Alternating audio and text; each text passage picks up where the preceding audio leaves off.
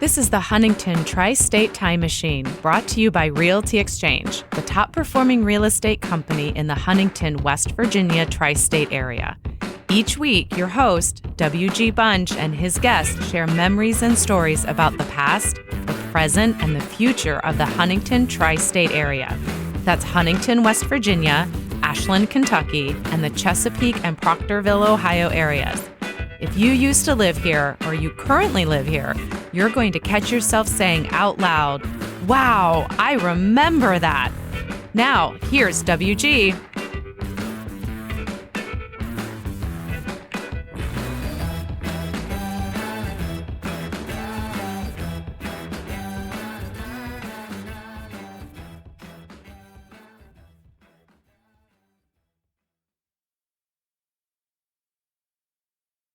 Here we are. There you are. Ladies and gentlemen, I'm Joe Murphy with some special guests celebrating the Memorial William G. Bunch episode of the Huntington Tri-State Time Machine. Ladies and gentlemen, I'm here with some special guests. Let's start out by introducing a very special guest, Mr. Alex Kendall. How you doing today, Alex? Doing okay, Joe. Thank you for having me. It's a good day to think about WG. It is indeed. And for those of you who don't know, our fearless leader here on the Huntington Tri-State Time Machine, Mr. William G. Bunch, 55 years old, passed away on January 30th, 2024. He's survived by his father, William Bill Bunch, and his sister, Brenda Bunch Gorman, out of Charlottesville, Virginia, as well as nephew, Zach Gorman, several aunts, uncles, and cousins, and many friends. Speaking of friends, one of WG's newest friends and acquaintances, and someone we have gotten to know very, very well over the past several months, ladies and gentlemen, Vanessa Hankins. Hey guys, Hey. As always, happy to be here. Wish our guy was with us. But, you know, he is with us, and as you know, Vanessa, you've been doing a lot of the groundwork and getting a lot of the folks together, which wasn't really hard. They came in droves. Oh, they did. We have people from all over the states. Like it's wild the impact that man had on all of our lives. Yeah, we all knew it, right? Oh, yeah. Yeah. Since you were a kid, right, Alex? Definitely. Right. Well, yeah, I mean, I've known WG like almost all my life, but honestly, we weren't really friends as kids. Not that we weren't friends, but I didn't really know him when we were growing up. Now, I grew up, he was just off Wilshire Boulevard, and I was up Holderby Road. And so we'd walk to school in the mornings, and, you know, you couldn't cross the street without the crossing guards, right? So I'm waiting on one corner, he's waiting on another corner. And I knew that was WG because this guy was already schoolyard famous as the funniest guy. As the funniest guy at Meadows Elementary. I love that. What a distinction. But yeah, he was so much older than me. He was like in fourth grade. I was only in like second grade, so I didn't really know the guy. But my favorite story growing up was we were waiting on the crossing guards one time. He's over across the street. There's this yappy little dog barking at the kids. And WG, of course, starts barking back, right? You know, 'cause he's going to show that dog, right? And I don't know, I guess maybe the dog nipped at WG or something like that. And as the story goes, I wasn't over there, okay? As the legend is told. Supposedly WG bit the dog back, okay? Now, I have no proof of this whatsoever, but this was the legend that I grew up with, that WG Bunch was that crazy kid that bit that dog. Bit the dog. And you know I who cannot made that get legend? the image out of my head. Like, Yeah. You know who made that legend, right? WG. WG made that legend. He never bit a dog. But you were all afraid of WG Bunch because he was wild and he would bite a dog. I love this guy. Yeah, but I finally got to know him after I started hanging out with you like 8 years ago or whatever it was. And I remember talking about him, and you're like, I can't believe you guys aren't already best friends. Like, Also, it takes a village to raise a WG, right? Like you need Right. a bunch Every of single us one of to us. handle so it's like a capacitor, right? To handle the overload. So you were punning him off on me. No, it's funny you mentioned that because Joe was busy traveling, so he needed somebody at home to take care of him. Basically, what happened is Joe sets us up on a blind date. Now, that's not what it was supposed to be. The three of us were supposed I to love it. get together and meet for dinner, MU Cafe, whatever. And WG and I get there, you're caught up at work or something. He's late, an hour and a half, 2 hours late. I don't know, something like that. Typical. It was a love connection. I was trying to make a love connection for you guys. Right. Well, so we get to talking, and of course everything just goes, and everything we click, and everything. Music geeks just go on, and at some point he looks at me. He's like, "Did we just become best friends?" And I was like, "Yeah." Yes, he did. Do you want to do Kung Fu in the garage? Do you like Kiss? Right. Yeah. Well, yeah. So he invites me over. I'm really nervous, right? I'm sweating. I didn't know what to wear. This is funny. He invites me over to the man cave, right?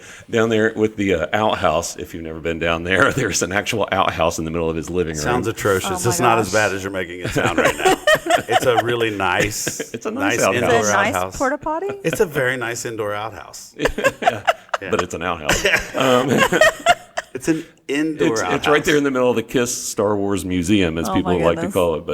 But one thing I will always forever be grateful to WG. We were hanging out one night down at MU Cafe, of course, and we're sitting there, and he's critiquing my radio show / podcast, but very constructive criticism, and he was right, and I have followed his advice ever since that time, and I always will. Just to stop? I'm trying to channel WG right now. You're dead on. You're spot on. Yeah. But it was a lot of fun too. Gotta love the sound effect. The funny thing was, we're sitting there, we start talking about the Rock and Roll Hall of Fame and who should be in, who shouldn't be in, what's rock and roll, all this stuff. And he's like, "This is what you need on your show right now." He's like, "Let's go live right now. Get your phone out. We're going Facebook Live, right?" And so we start bantering the back pointing. and forth. Because that's totally him. Yeah. All the hand movements. So, and then he starts harassing the waitresses. He's like, "Hey, who's better, Michael Jackson or Prince?" He's like, "Depeche Mode or Devo?" And they're like, "Yeah, what?" Who? Anyway, but it was like, this is long before the podcast, but he was already a natural, man. He was like He just really made for it. was. Well, but he was my a goodness. born DJ, right? Right. So when I met WG, this was like 2001. I had a small production company, and I get hired to do, which was tough work. I had to film a bikini contest. Oh, all right? Oh, is this when you initially met? The Oh very my first gosh, time I this meet is him. so funny. And I can't stand the guy, right? I see the guy. He's so handsome, right? Handsome, right? Really, I come in, I'm seems filming the guy. unfair. How and handsome. these girls are coming out, and he did this thing that still to this day I'm doing it right now called the half tuck. All right, it's for guys with a certain body shape, right? So you tuck the front in, you let the back out, or sometimes you tuck the back in, you let the front out. It's the half tuck. I saw Right. this guy. I even commented that night, "Hey, nice tuck, my friend." But I remember this guy. He came in. He was a DJ in Houston, and everybody. It was Banana Joe's Island Party at that time. Right. So talk about Huntington Tri-State Time Machine, Oh, yes. right? Banana Joe's We had a Island Banana Party. Joe's Yeah. episode. So WG was the MC, and everyone was captivated by him. Everyone, I think Vanilla Ice one Vanilla time Ice. was even there. Yes. And everybody's like, "Who's this guy?" Right. I mean, story after story, everybody. He made such an impact. But Vanessa, we saw him fix Alex's show overnight, right? Absolutely, just Right. changed the course. Just there in the different office at MU But Cafe. you came along, kind of, I think, the second season, right? Yeah. Of Huntington Tri-State Yep, Time second Machine. season. And I remember talking to WG about you coming on, and he said, "Wow." Just wow. He said, "You're not going to believe the show. It's totally changed." I'm like, "All right, come on. What's changed?" He's like, "No, it's totally changed." And I think we all know what's changed about it. It's that laugh. That first laugh. of all. It's the laugh. Earlier So today. how did this happen? Like, that's what I want to know. Everyone, all the listeners want to know. Everybody How wants in to the know. world did you two, number one, get together? Number two, not kill each other in all of this time? Like, we really vibed so well. I think we were on the same page with what we wanted out of the podcast and what we were both getting out of it. It was kind of like therapy for both of us. But he had approached me to be on the Safety Town episode, which people were going crazy for. He was not the only person. He had like an army of people. "Hey, you need to be on this podcast. You got to be on this podcast. It's like you got to do it." And I was like, "I just don't know, man. Like, it's not my thing. I'm gonna be like an idiot for sure. Like, I don't know, dude." So he talks to Hank Dial, our city manager, to convince me, yeah, we need to do this. It's got to happen. So that's my boss. I don't have an option anymore. He knew what he was doing. Nice. And it was a great episode. It was very fun. I love my work. So talking about it came naturally. And I think that's kind of what knocked that episode out of the park. One of the best episodes. It really was. Undeniably, I think it's one of the highest rated episodes. Everybody loved it. Listen, everyone who knows of Safety Town loves Safety Town. Safety Town's the best. It means something like it's the best. It's a memory. I'm almost 50. I literally carry this memory yes. so close to me. So yes, when absolutely. we heard that episode, talk about walking down memory lane. Oh yeah, like that's ultimate. Oh yeah, lane and like there. gearing up for that episode was so fun too because I got to hear all of his stories. He went to the OG. Well, he Safety could still Town fit when it in was the in cars. the background. Oh, he could still fit in the Yeah. cars, absolutely, absolutely. But like, so he went to the original one out back of the school in the parking lot. So they had like these little like Horse and buggies. makeshift like buildings and all that. So it was real cool to hear about all that because I'm trying and working on currently, bringing some of that stuff back, but also where can we take this program? Yeah. So it was really cool to get his input on that. But he called me a couple of days later after it aired, and he was like, "What are you doing?" Cleaning house, WG. I'm a mom. Like, what do you think I'm doing at 6:00 in the evening? And he's like, "Well, I need to know something from you." And he's being so vague. I'm like, "What? Just spit it out, WG. I don't have time for this." And he's like, "I need you to come back on the show because it's like a real show now. You're not going to believe the ratings we're getting." Yeah. Nice. And I'm like, "Oh, I don't understand any of that, but cool.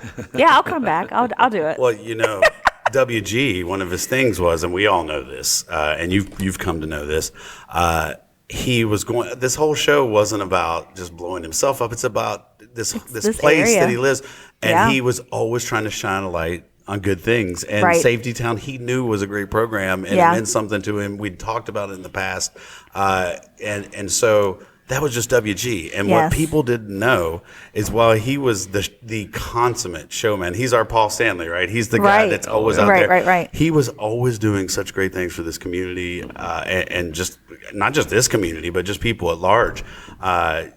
All throughout the last few days, I've met so many people that my met gosh, us during yes. the. So we did a little thing a couple of years ago. You guys know how much WG loves Kiss, right? Absolutely. So what many people don't know is that WG put his entire collection together. We brought it downtown Huntington. We made this museum and we called it the Kiss Stravaganza. All right. So we charged a surcharge on top of every ticket. Everybody got to come. We got a Kiss pinball machine and we put it in there. Right. We had all these guitars. These amazing people came from all over the country to this event. And at the end of the event, WG started auctioning off some of his memorabilia. We raised Which is so thousands and beautiful thousands of because I dollars. know that Yeah. would have been hard for him to part Yeah, with. oh, yeah, because this man. He listen, loved his He collection. has every toy, everything that he's ever owned. He never got rid of it because Right. that was his He's a thing. collector. So he donated all this away and made thousands and thousands of dollars. This is what people Beautiful. don't know. They thought we just threw a party. WG called it a party with a purpose, right? Ooh. And so we had a party with a purpose. We raised thousands of dollars for MS. A couple years later, he comes up with an idea, calls me, the new Star Wars movie's coming out. You remember this, Alex? Oh, yeah, baby. And so WG has a massive Star Wars collection too. Yes. So he decides to auction almost all of the collection off except for his original Except figures. for He the kept those, OGs. right? Yeah. The OGs.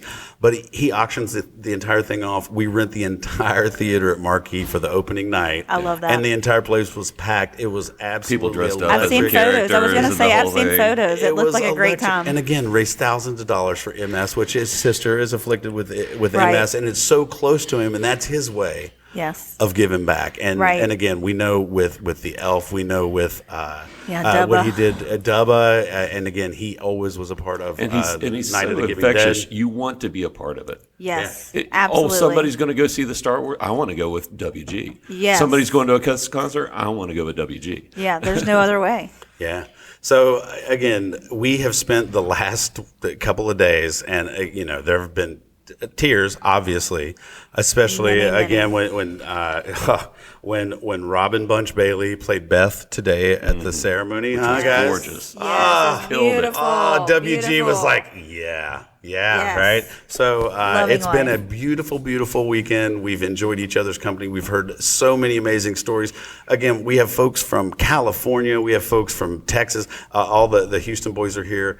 Again, everybody knows that WG was a Huntington native. But then he went to the University of Houston and was a Sig Ep, right? And that was something very very, close very to important to him. Yeah. So, in Houston, not only was he a Sig Ep and the ultimate college man, but he also entertained audiences as a popular, not just popular, an award-winning. I was going to say, I just found out he was an award-winning. Yes. Well, he was very DJ. humble. DJ of the year. Or Very something. humble. Nobody would know he was. Right. He Yeah, was. You didn't yeah. know these things, but he was a popular radio club MC and disc jockey, and was one of the nation's top hospitality consultants and musical director. WG won DJ of the year. I forget the year. I think it was 1995, 96. Yeah. But he was in the Houston market. WG, he was kind of a big deal. Yeah, he was the Ron absolutely. Burgundy. And Huh? like seriously, he's so damn handsome. Like I just can't Yeah. imagine the women Yeah, loving him. Well, when he came to Huntington, everybody was like, "Oh, this guy, right? Ah, man, come on, leave some girls We don't for need that us, extra Mike pressure." Gold, right?" So, again, we've shared so many stories. I know you guys have heard so many amazing stories, Yes. and we want to start to welcome some of the folks who are here. Again, this show has been sponsored by many amazing folks this entire time. Yeah, absolutely. Vanessa, obviously, this entire time, Realty Exchange. Yeah, we've had Realty Exchange. As you guys know, if you've listened to any of the episodes, Realty Exchange is the #1 top-selling real estate company in the Huntington Tri-State Area. They're licensed in West Virginia, Ohio, and Kentucky. You can find them on the web at realty-ex.com. Of course, we also have had Circle 270 Media from the beginning. Wow, and they're going to have to do a miracle to turn this one into something without WG, They are right? the magic. I tell personally people would that like all to the give a time. shout out for them because Yeah. we always ran long. Every time I ever Every did time. anything with WG. Every Well, we're time. going to run to the moon tonight. Every time. But they've been wonderful. We're so thankful that Realty Exchange saw in us to be able to continue us doing what we loved. We Shane did always saw basically his vision, Shane, right? Shane Always always saw saw the WG. vision. He always saw the vision and encouraged it and allowed us to basically be children weekly. So all of you listeners out there, just to make sure, Shane, the folks at Realty Exchange have made this happen the whole time. Absolutely. And let's not forget, if you guys hear some clinking, you hear some background noise, we are enjoying ourselves. The We smells, the sights, the sounds. The delicious food. Yeah, so we had so many people show up that we had to move the venue. Yeah, the podcast normally room was you have not it at going to. Yeah. That Co-Works is Yeah. another one of our sponsors, but Fantastic there was place. no way we were fitting in there. No, and everybody was hungry and everybody wanted to lift a toast. So here we are at 21. At 21. And they have given us a nice space. And again, we hear all of them clinking and clanking in the back. Thank you guys for Yeah. that. Mark Cross, appreciate Super you. thankful. But again, we are going to bring in some of the other folks. But before we do that, Vanessa, I know that you wanted to share a couple of moments from the show's history. And listen, in a few short years, what a bunch of wacky moments. I mean, right? seriously, when he asked me to be on the podcast, I had to go back and listen to them all to be like, do you really want to be part of this? And I'm like, what the hell, man? This guy's wild, or he tells a lot of lies. And turns out he They're wasn't true. lying. No. Yeah, he's just that crazy. He tells So, the truth even when he lies. Yes, absolutely. All right, so But yeah. Vanessa, let's go ahead and play one of your very favorite moments of your very first episode with WG. Ladies and gentlemen, the very first episode, the Safety Town episode. Safety I Town think. episode. Here's one of our favorite excerpts with WG and Vanessa. Are big enough. Well, all the buildings are big enough to go in, but our police and fire, the goal is to have them interactive to where the kids can go in and experience. I know in our fire building we What's in already have a there? pole. What? Wait, hold on. Did you just say Yeah. your fire department has a pole? Did you just say that? Vanessa, for the love of God, you're not training future oh, no. Let's put a Dalmatian in there or something. Should we? Can we? Yeah, I think Hank? so. I think we can get a Dalmatian. And it doesn't even have to be real, but there are two. I'm a big fan of pups. I know you are. So Yeah, absolutely. Maybe we can talk to Courtney and work out something with the we animal can work shelter. out something with the animal shelter. I will tell you, for our childhood and our youth, those were storage buildings. We really? kept the cars in there. That's where the cars went after the kids left. We always have them out before they show up and in spot. Okay. But then the doors would open up and you would slide the cars in there, and we would do maintenance and have spare batteries. And that's the mystery behind the facade. Okay. Right. Back then. Because I would just, Vanessa, you guys never wondered why the fire department building was so popular? And you're like, why do these kids want dollar bills? Yeah. It had to have been those retirees hanging out down there. I don't know. I know. Yeah. All right. Thanks for listening to the Huntington Tri-State Time Machine, brought to you by Realty Exchange, the top performing real estate company in the Huntington, West Virginia Tri-State Area. If you have a memory you would want WG to talk more about, just send him an email at memories@htstimemachine.com or post a comment on the Time Machine Facebook group page.